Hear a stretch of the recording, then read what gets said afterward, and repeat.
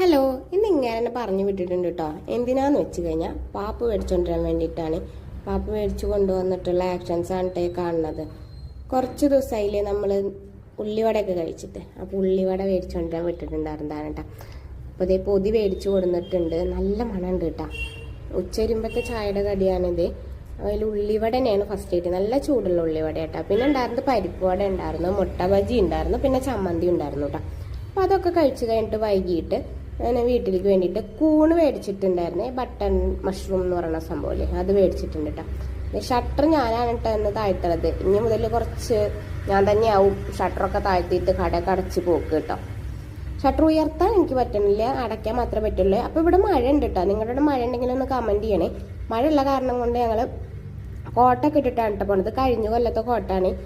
അപ്പം ഞാൻ ഇങ്ങനത്തെ ഒരു കോട്ട ഇട്ടിട്ടുണ്ടായിരുന്നു. 2 താറാവ് ഡാൻസും കൂടി കളിച്ചിട്ടുണ്ട്. അപ്പം ഇന്നത്തെ വീഡിയോ ഇത്രേ ഉള്ളൂ.